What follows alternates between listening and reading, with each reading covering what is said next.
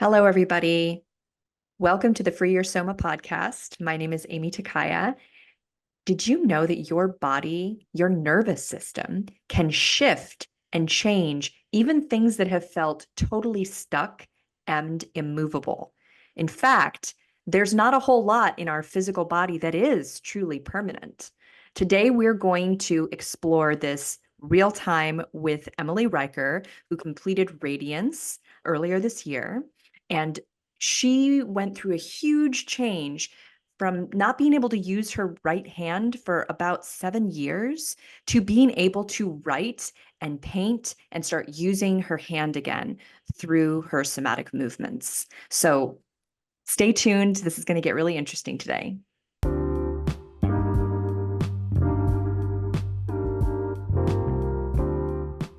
Every day there is a forgetting, and every moment there is the possibility of remembering.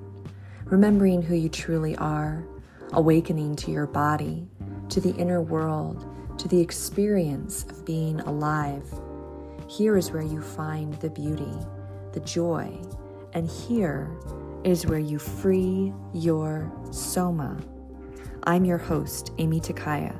I'm here to help you move from pain to power, from tension to expansion, and ultimately from fear to love. Hi, Emily. How are you? I'm doing well. How are you? Yeah, so good to see you. You too. Yeah. So, we met each other, I think, like in person, like last year in May, right? When you came to the day retreat and then you came to the 3-day retreat and you started feeling like things that had been really, really stuck with your right hand were shifting a lot in a short Mhm. amount of time. And you were very inspired to keep going with it. And I even recall like, some of the movements that, or the basic movements that we do in Hannah Somatics, you were like, oh, these are like very slightly similar to some other things that I've been trying to address dystonia, right? And for Mhm. those of you who don't know what dystonia is, we are definitely going into that today, right? And the reasons why Emily wasn't able to use her hand, right? And all the different things that she tried and how Hannah Somatics and doing these movements has finally created a big, big shift in this 7-year journey of frustration and confusion and all of that. So we're going to get into all that today. But before we start, I would just love for you to tell us, Emily, there's been huge physiological changes in the way that your hand moves, in the way that your body moves, right? But what are some of these non-physical benefits that you experienced from your somatic movement practice? Yeah, it's been life-changing. It's crazy that you said it's like, oh, we met in May last year. It's like, oh my gosh, it's there's been so many huge shifts for me and changes just like as a person and how I look at the world and how I approach everything from my relationships to work to being a better partner and being able to be, you know, true in myself in that and not, so much like worried or bogged down with all these other issues that are happening and just being more like present and mindful to be better at every aspect. It's just crazy how much has changed in like such a short period of time. But yeah, Yeah. Well, some of the physical stuckness that we experience is also mental and emotional. yes. It's, when I say non-physical benefits, it's like Hmm. you got the benefit of being able to use your hand again, which is massive. But Yeah. beyond that, what you're saying is that there have been changes in your interpersonal relationships. There's been changes in the way that you view the world and how you interact with people and interact with yourself, right? Hmm.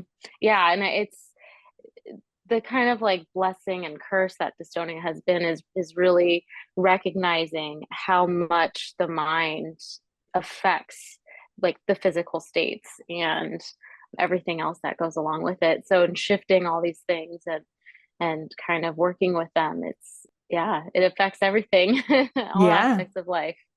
And you Yeah. just said something really perfect there that tells me that you've gotten this practice. I mean, I designed Radiance. It's a 6-month, in-depth program so that you have an experience of your life changing and you have Hmm. an experience of your body changing. And we do that by working with.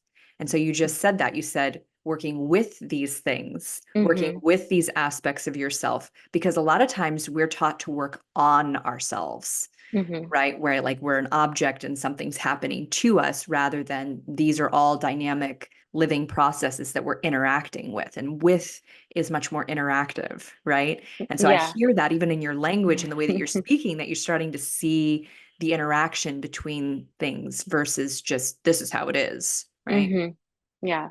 And then that was like the whole different approach to it too, and trying to like seek treatment. It was just focusing on my right hand, focusing on this and like treating that and not like looking at the big picture and trying to like adjust and address like the whole body, like mind, physical, emotional, and everything that goes along with it. So, Yeah, yeah. Well, it's, let's go back then to, when this first started for you, because you were a right-handed person and you had to totally shift that when you started having difficulties with your right hand. And I know that it was quite the journey to even discover what was going on, right?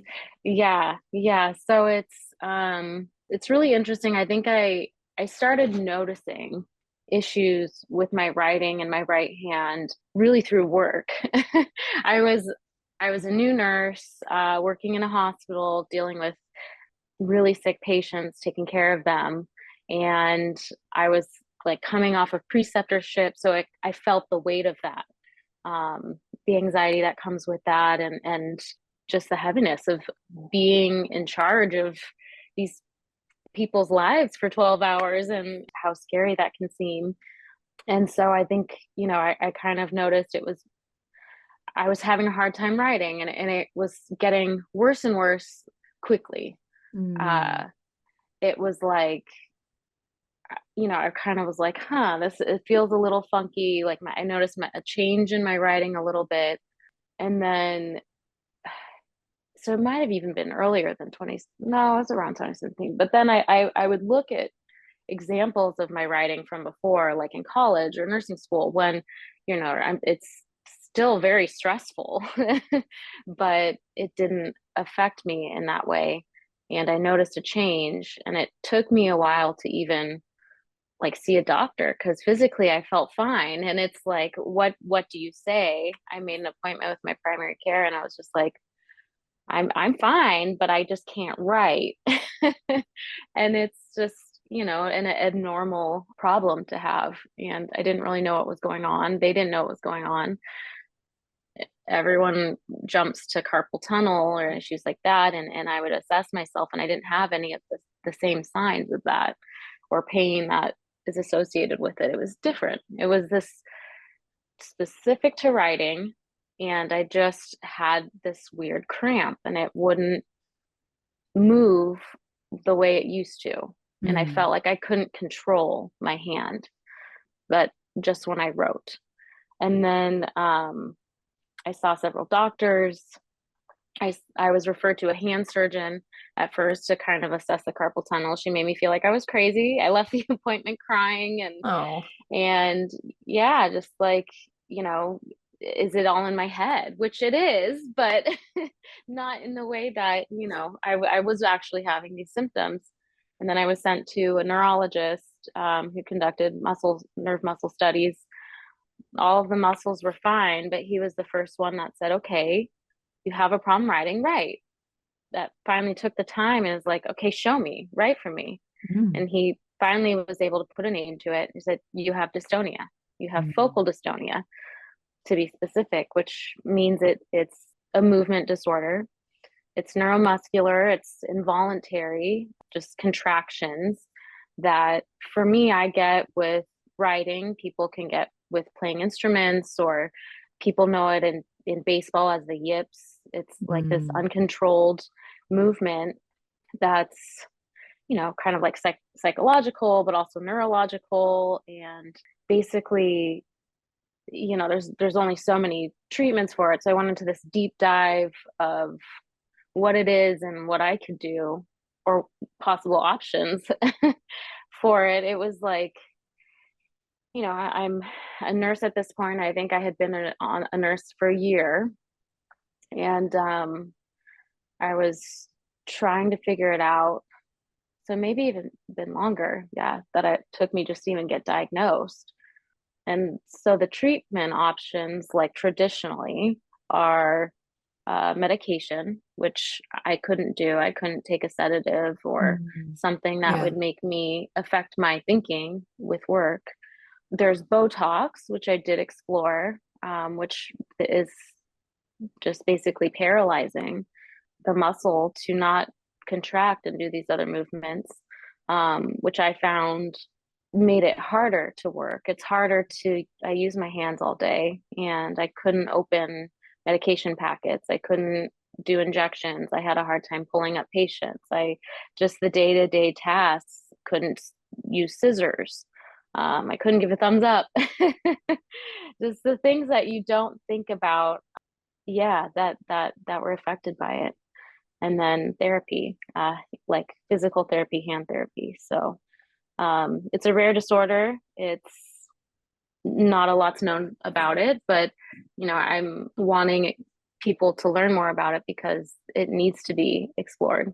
Mm. And all the like emotional aspects that came along with the diagnosis as well. Did you know that your muscles are holding on to thoughts, memories, and feelings? If you have a tight neck or back, you're not just getting old, you're experiencing a buildup of tension from the life you've lived. Most people don't know this, but there is a part of your brain that can reverse and prevent chronic tension.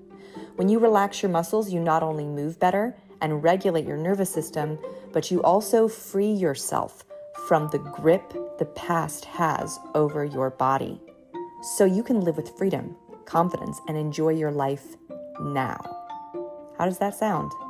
Join me, Amy Takaya, and discover what my clients are raving about at youcanfreeyoursoma.com. Yeah, absolutely. Well, it's this thing that feels out of your control. Like you said, you felt like you Mm-hmm. didn't have control over your hand anymore. Mm-hmm. And it was getting in the way of all these very basic kind of normal activities that now you were unable to perform. And that can feel very scary. And Mm-hmm. also, like, I could see how easily, one might jump into some kind of what's wrong with me? Like, there must be something that I have done, even unconsciously, we can kind of slip into that. Like, what is it in me that is, that is faulty and broken and wrong that this is happening to me? Right. Mm-hmm. And that can come with a lot of like, I guess like heaviness, psychic and emotional heaviness, and even I'm sure you experienced bitterness and frustration that people couldn't seem to give you any sense of like how to actually address this and make it stop, right? It was like, oh, you can Mm-hmm. try these things, but we're not sure. We're not sure whether this is Mm-hmm. going to help, and then things like a sedative or something to paralyze the muscles. It's like, this doesn't Yeah. sound like very Yeah. helpful, like it sounds like these are things that you do when you're just going to have to live with this Mm-hmm. versus there's a way to resolve this. Exactly. Yeah, I felt like it was those were all like band-aid solutions, right? It's kind of just like putting not quite addressing like the entire issue or why it's happening and not helping. It was like more of like a negative solution in my mind. Like it was making my life harder, not better. Yeah, yeah.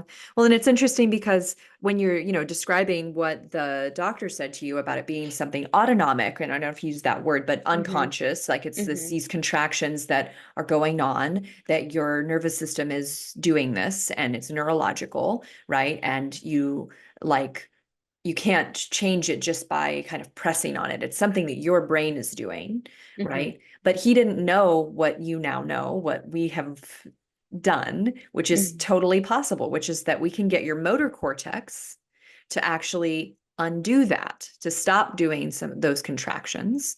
And as you were describing in the introduction here, we're never just going to focus on your hand. Like you and I did hands-on Hmm. work together, like we did Hmm. in-person work together, and we worked a lot with your hand, but you Hmm. also were practicing on your own with your whole body and working with releasing the muscles around your spine and around your shoulders and your back and your neck and your lower back, and even with that practice, you found that your hand was softening and your hand was shifting as you worked with your whole body, right? Because it's all connected.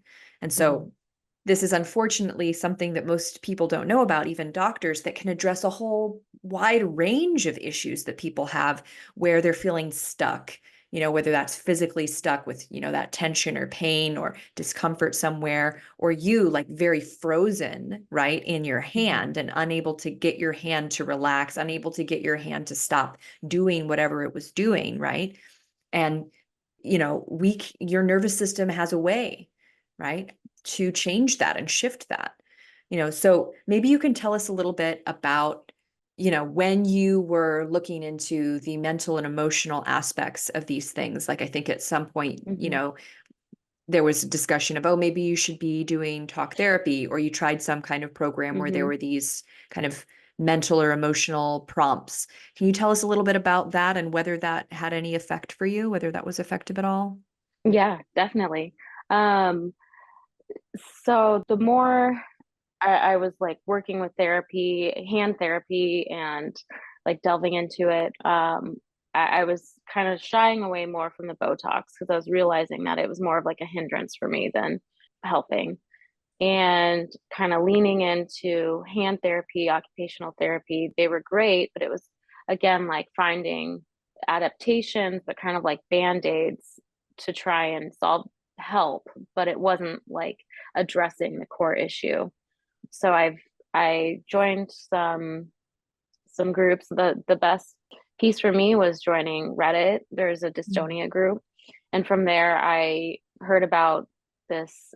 I think she's like a neuroscientist, Ruth Childs. She's from the UK, and she has a program that was basically addressing like how the brain has these like mapping. And so like the neural pathway basically that I had always had for writing had been disrupted.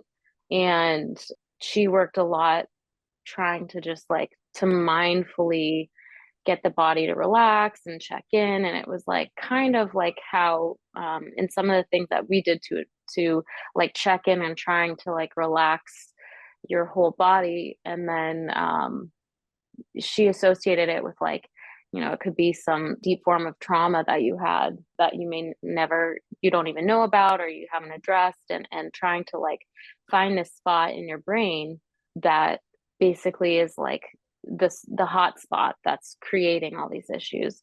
And I felt like I was getting on the right path with that, just trying to less deal with like the hand in itself and more like the mind. Um, Mm.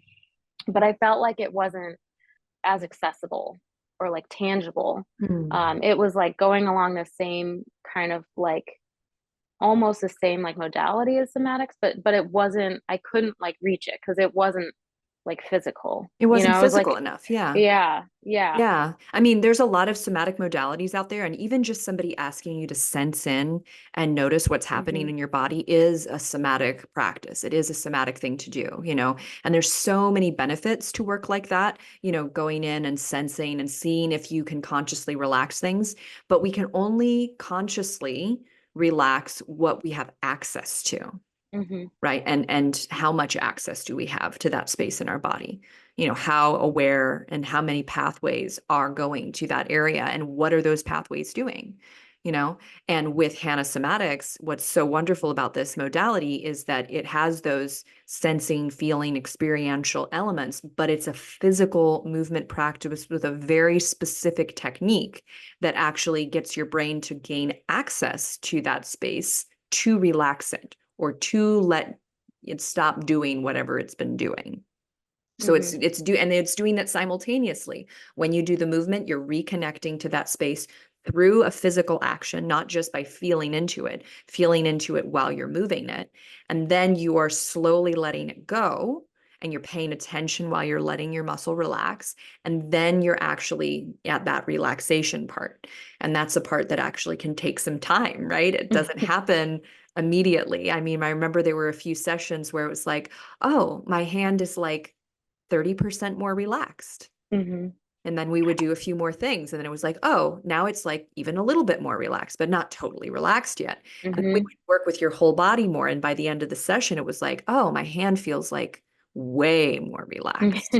Right. So it's something that happens gradually because we're rerouting, Mm-hmm. we're writing new neural pathways alongside the ones that we want to get pruned. Right. Mm-hmm. Yeah. And I think for me, just like involving the whole body and getting it to relax, like I like to move and I like to do dance, yoga, meditation, stuff like that. So it felt like more, I guess, more natural, or just like felt better for me to do that. And it kind of showed me too, like how much it affected other parts of my body that I didn't Mhm. even realize. Like, oh, my shoulders tight, my back's tight, like my neck, and how I like tend to lean a certain way. Like it's not just my hand or my forearm. And then just, I would try to stretch, and I'd have special like hand therapy exercises that I would try to do, and stretching. But like even just putting my hands back behind my head, I remember I used to have to use pillows to Yeah, when you support first that. started. Yeah, because we do this Yeah. movement, right? Where you're laying on your back and you put your Hmm. hands behind your head. And for Hmm. some people, their elbows can come down comfortably to the floor. And for other people, it's either pulling a lot when their elbows come down, like in their shoulders, or their Hmm. elbows just don't go down. They're like floating. And it was, I think a month or something into the Radiance that Yeah. your elbows were down. It was Yeah. like your body had released enough that it wasn't hard to have your hands behind your head anymore. Yeah. Or Yeah. even like, having to rest my hand up on a pillow and just like getting that to relax. And now it's really amazing how far it's come. Yeah. It's, yeah, gives me hope. And that's a huge thing to have hope because when I met Yeah. you, you felt very hopeless. And when we Yeah. feel hopeless, when we feel down about ourselves and about our lives, like that's when we start using other things to cope that aren't so Hmm. healthy, whether Yeah. that's in healthy relationship dynamics where we're maybe overly accommodating to our partner, or we don't have good boundaries because we're desperate to, get that love and attention that we need. There's so many different Hmm. ways that people Hmm. seek out ways to comfort themselves when they feel hopeless that actually kind of aren't authentic or really Hmm. coming from who they are, but coming from a desperation, right? Can you share a little bit about like, during those 7 years when you were really confused and hopeless, how do you feel like that colored your life? Um, I mean, when I first was diagnosed, I was anxious from work. I wasn't in like a super healthy relationship at the time, and I just felt really like kind of lost. And I ended up like moving out of that relationship and starting on my own. And then I felt really like alone, and Mm, like, how am I gonna do this? It was like, just in general, I felt like I was like taking things away. Like mm. I can't was a big thing. Like I can't cook on my own. I can't do this. Like Ah, I right, with I your can't. hand, because of your Yeah, with my hand. hand. Yeah. So it was like, I felt like I was getting stripped of all these things I used to do, or wouldn't even think about. And then now I'm on my own. Like, how am I how am I gonna do this? So it was like I did feel hopeless, and like, what's the answer, and trying to find. And it's depressing. And I leaned into like drinking and trying to find that. And I've read too that like a lot of people who suffer with dystonia rely on alcohol because it does kind of like dampen Yeah. the anxiety or some of the symptoms that go with it. But I wasn't happy. I wasn't healthy. I hadn't been, I was like, I can't weightlift anymore, which I used to love.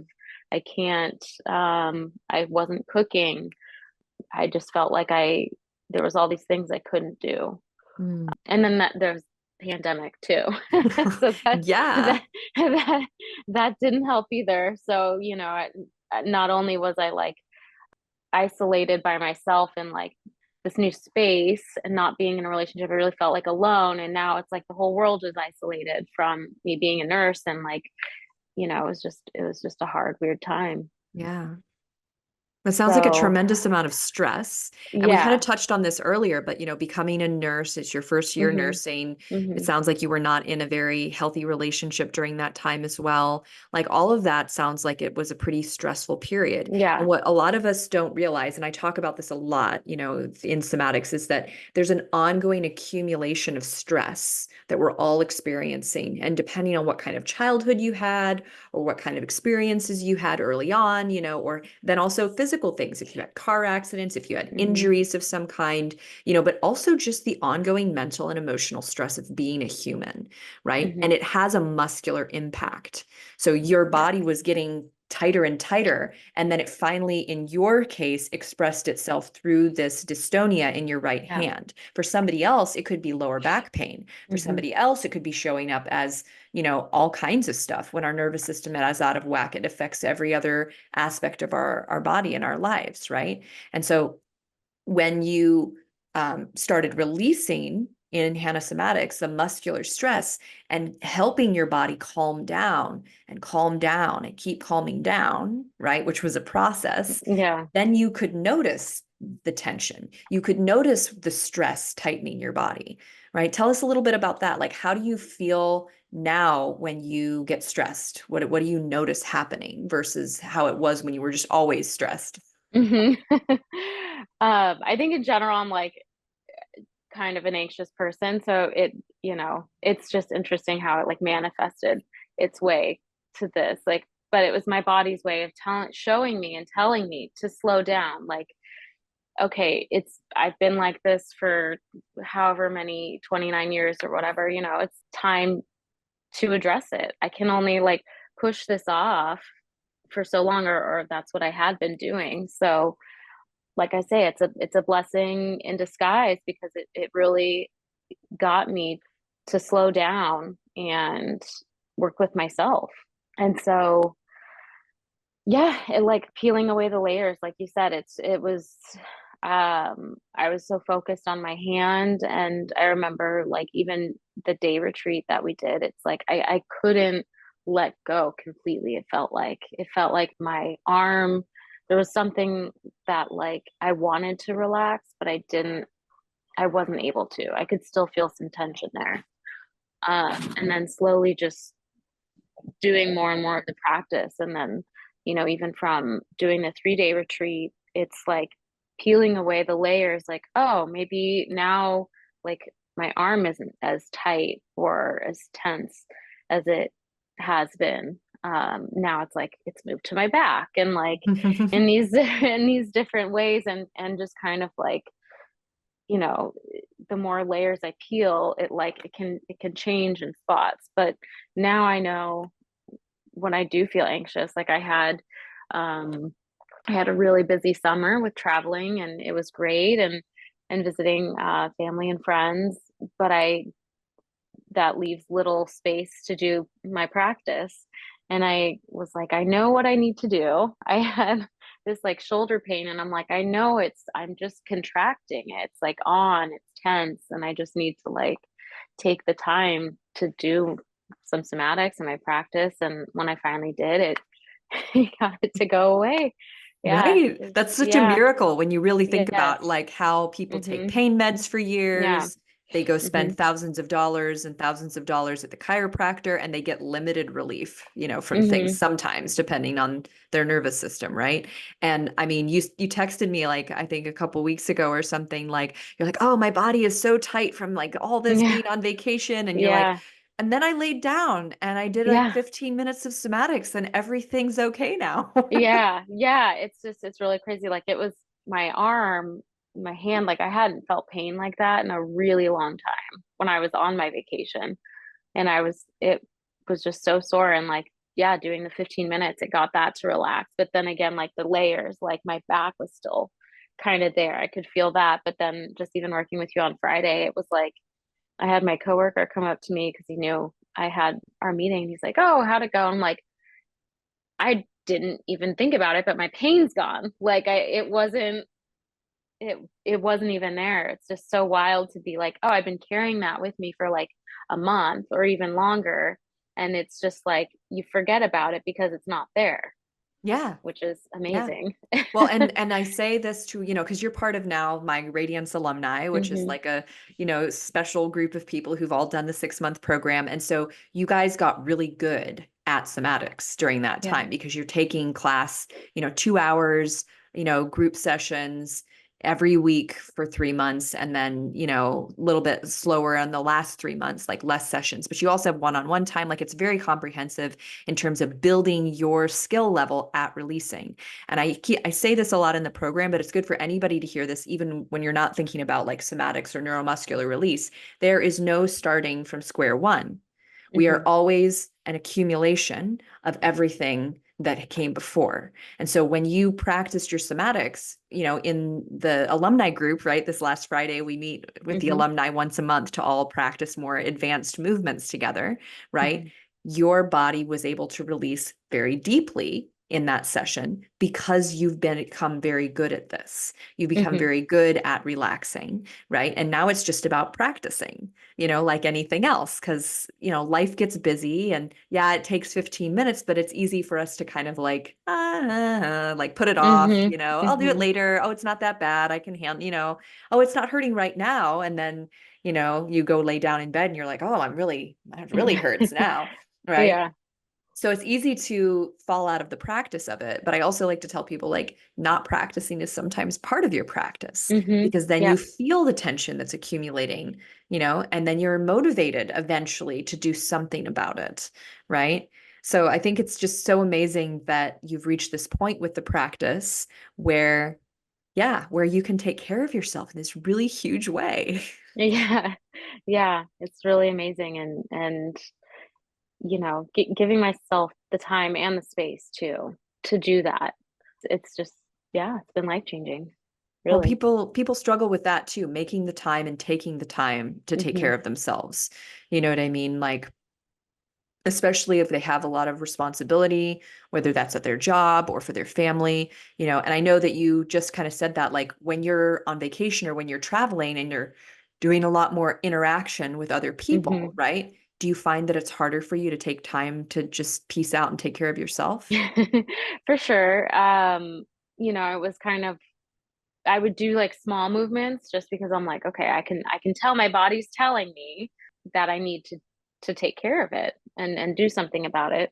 And I would get some relief, but it wasn't the same as like spending 10 minutes, 15 minutes by myself, like completely and getting it to totally relax. So yeah, it was definitely hard, but when I did spend the 15 minutes, I was like still in a room with everybody else, like, having babies like jump on me and stuff. But it's kind of like this is what it is right now, and anything is better than nothing. So Yes. Yes. yeah. And that's what I love about this work too, is it's very accessible, right? Hmm. And you can learn to do, like you said, those little movements in the moment to kind of, let your body know, like, I hear you. We're doing something about it. It might not be everything that we could do, but it's something right now, Hmm. and just that is like a little bit of a mood booster. It's a little bit of a way of like giving yourself like support, giving yourself like a little hug. Hmm. Yeah. Do you feel like your connection to yourself has changed since somatics? You touched on that a little bit. How do you feel like you relate to yourself differently?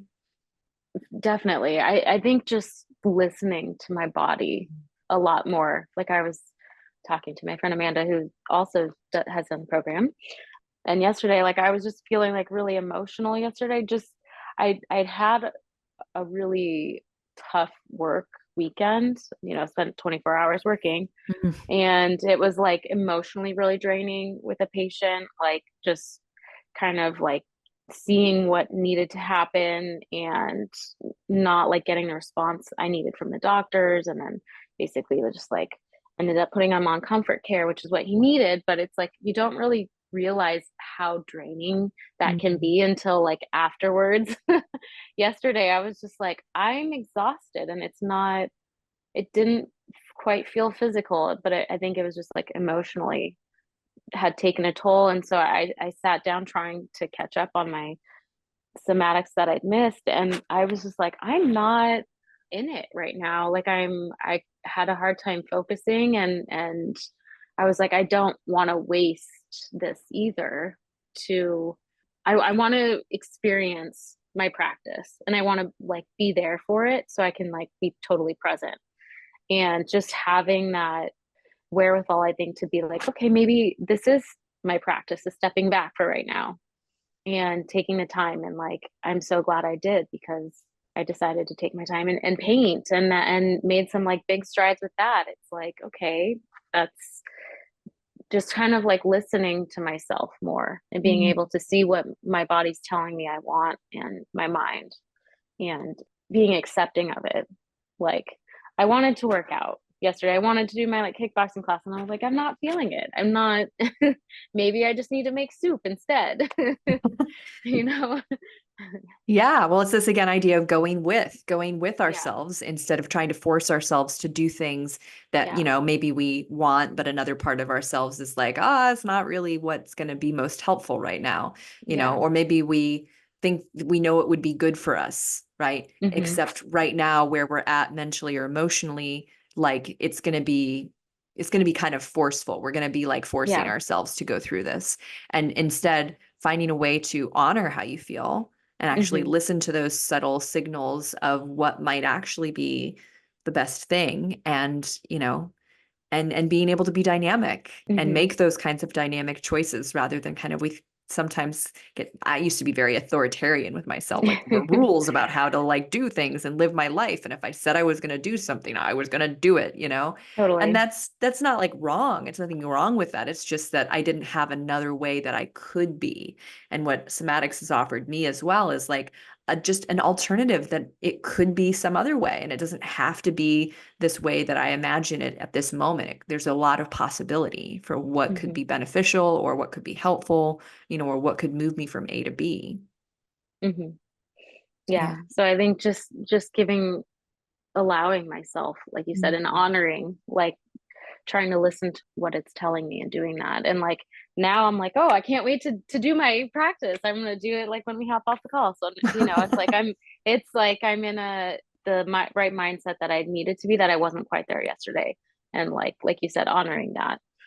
So yeah, it's whereas to oppose before, I could have been like judgmental, or saying, thinking I was lazy and not like doing the things that I should be doing, Yeah. or thought that I should be doing. But ultimately, you know, realizing that every little thing plays a role in, yeah, Yeah. in Yeah. helping heal ourselves. Definitely. Oh, I was realizing this so you came to the 3-day retreat, and one of the big Mhm. things at the 3-day retreat was you noticed that your face looked a lot different. Yes. And then other people in your world were like saying that your face looked a lot different too. Can you tell us a Hmm. little bit about that physiological change? Because it's kind of novel for people who haven't seen their face change in this somatic way Yeah. before. Yeah, it's crazy, because I was looking at pictures yesterday actually, and I was like, oh my gosh. And I did look like I was like so much more relaxed and glowing, like even compared to now, but I can still see the changes that it's done. But I think with just like stress patterns and like holding a lot of tension in my forehead and my eyebrows, getting to get that to relax. I feel like for some reason, for me, whenever I am laying down and do like the crossbody, like kind of like little crunch, I feel my face just like releasing all of that tension. I feel my forehead letting go.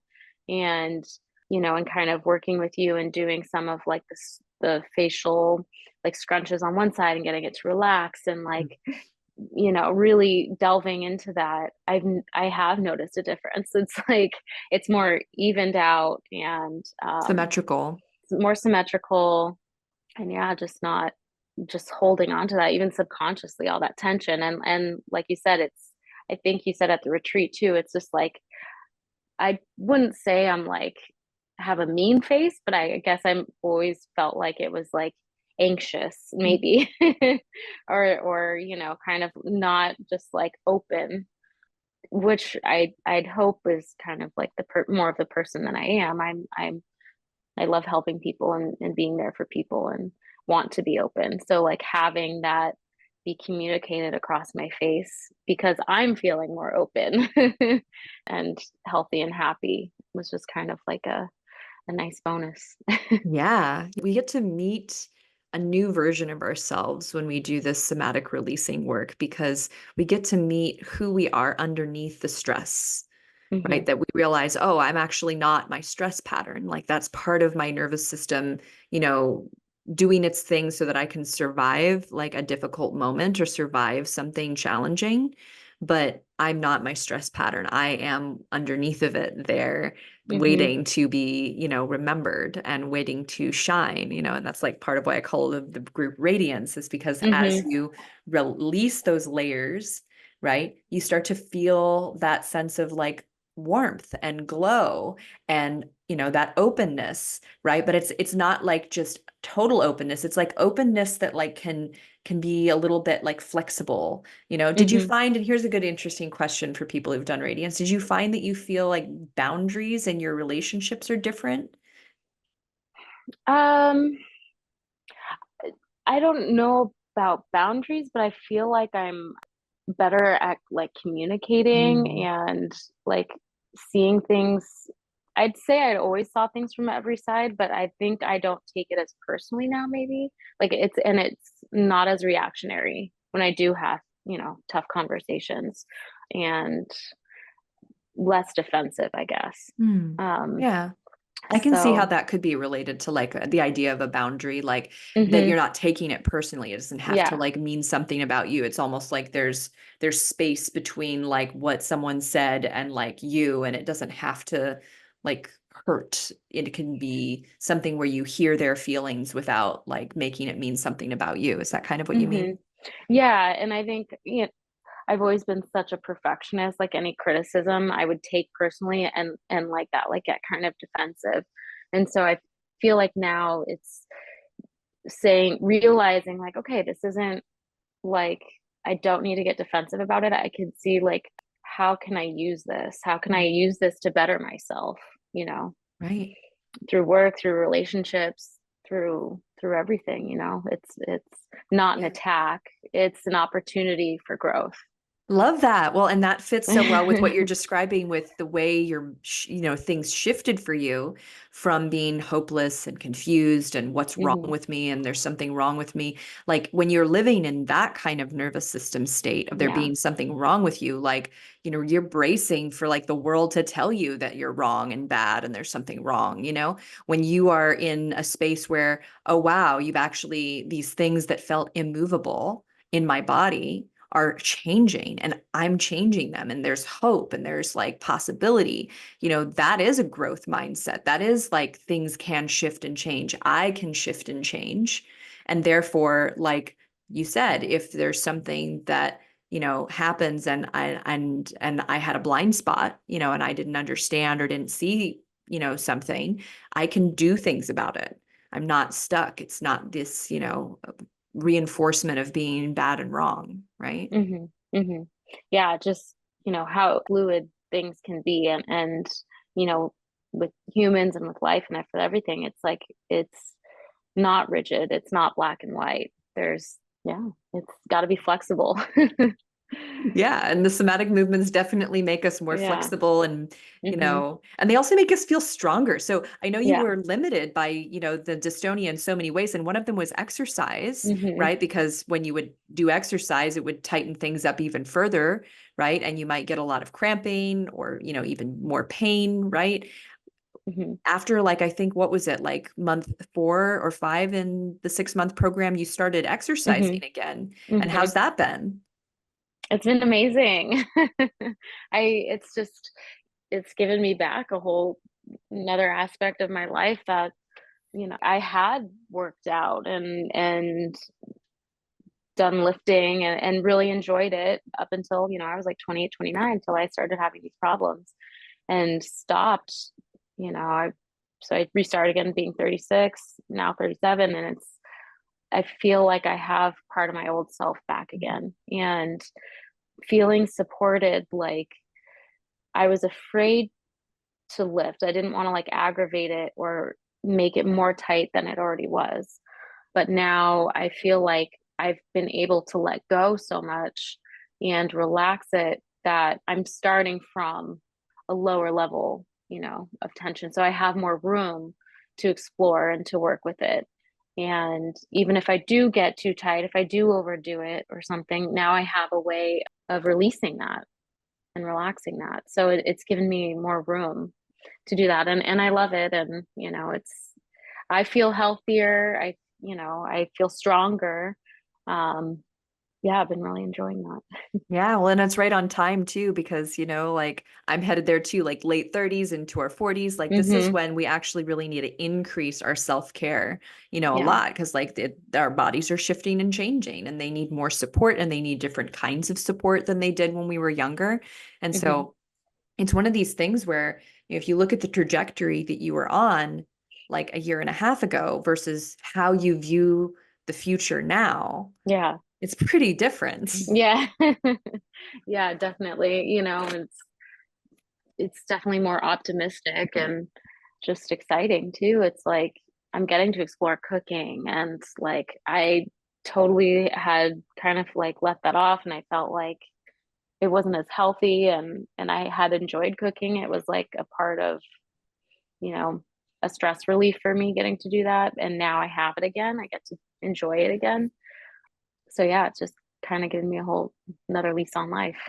Yeah. No, I'm so proud of you. I just think you've done so amazing with this and just watching you shine and, feel better and feel like you have choices, feel like you have more agency than you Hmm. felt like you had has been so incredibly inspiring to me. And Amanda, who's our, mutual Hmm. friend, she was one of my very first somatic students and she's Hmm. just been so supportive and encouraging for people to try this because it really is something different and there's so many different challenges that we're facing that wouldn't be as difficult with a more calm and relaxed body slash nervous system, Hmm. right? Whether it's mental and emotional stuff that's going on or literal physical challenges like the one you were having.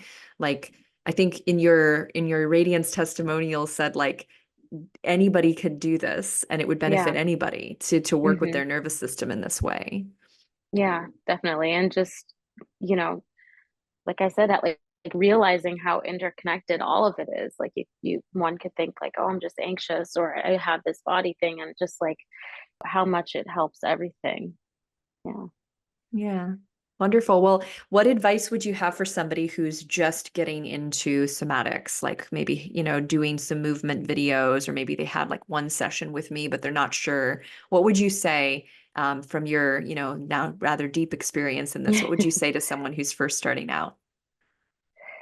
I guess just kind of like enjoy it and give yourself the time and space to kind of explore it. It's kind of like for me now, it's like almost like a spa session, It's like it's like a treat for me. So I guess just like getting to experience that and really like enjoying Mm. the time and the movement that you get out of it. That's great advice, I think, because Hmm. sometimes this feels too easy, like because it's so relaxing and there's no pain, ideally, like there's, Hmm. and it's just very calm and small, gentle little movements compared to what most people are used to.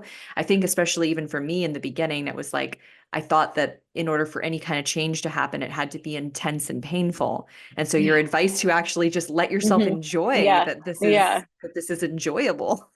Yeah. Pretty good Yeah, advice. definitely. I know. And like stretching, it's like you're trying to do like yoga or like getting further into a movement versus like with this, it's like, oh, maybe you're backing off from the movement. It's kind of like, like how can I do less?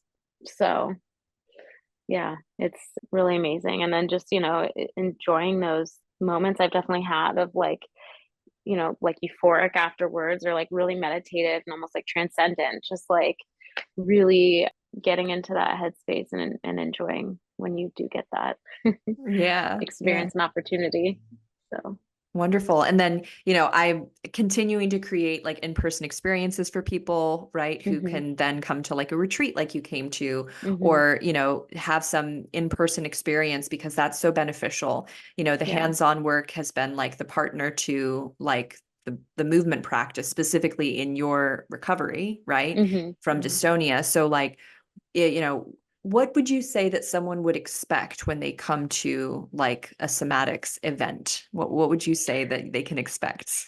Um, Gosh, it was just so nice. I'm like, I think back to, when we did the Baldy retreat for 3 days, it's nice to just kind of like unplug and focus, on yourself and your healing and have it be like all encompassing versus like this. It's nice to have these like 2 hour or 1 hour sessions, that you do for yourself, but to have it be filled throughout your whole day and really like deep diving into it, I think, it gave me a great foundation to build from and to know what I'm capable of and what it can feel like. Um, Yeah.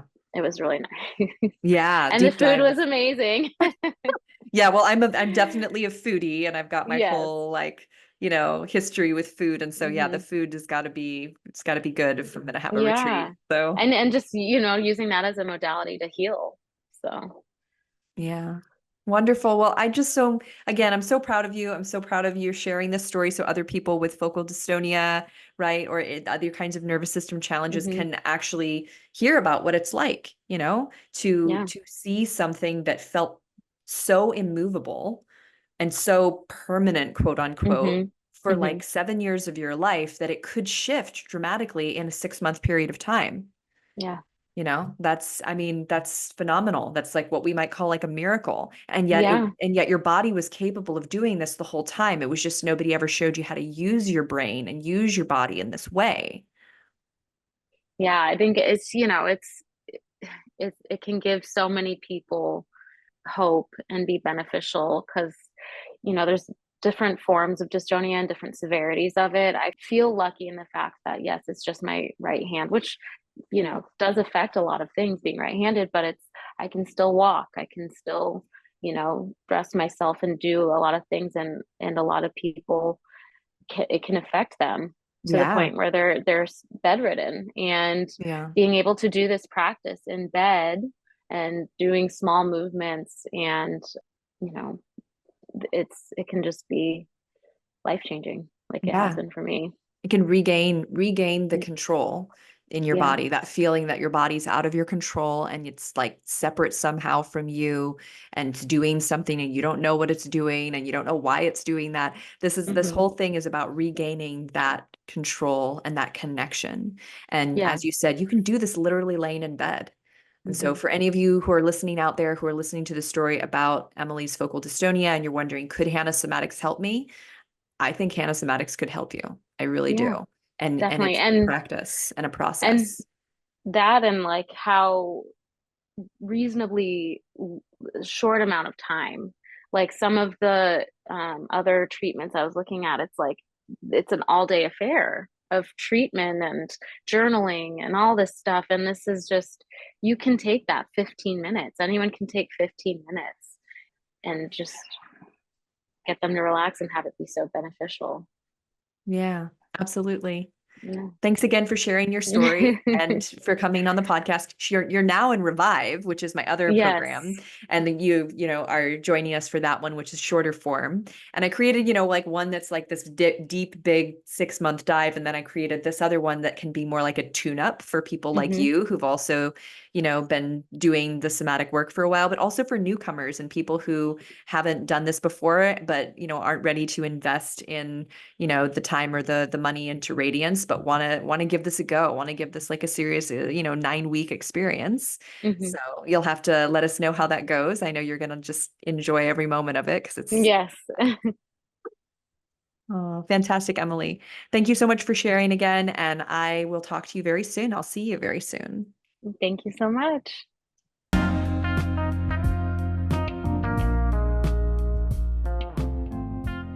Hey there, friend. I hope you enjoyed today's episode. I would love to hear your thoughts. Follow me on Instagram at Amy Takaya and send me a DM about this episode. I'd like to thank you for being part of this somatic revolution. And if you'd like to support the podcast and help more people learn about somatics, consider leaving a review or a rating. And finally, if you'd like to have the experience of relief in your tight hips or back and learn to understand what your body is really saying to you, visit youcanfreeyoursoma.com. I can't wait to share with you what is truly possible. Bye for now.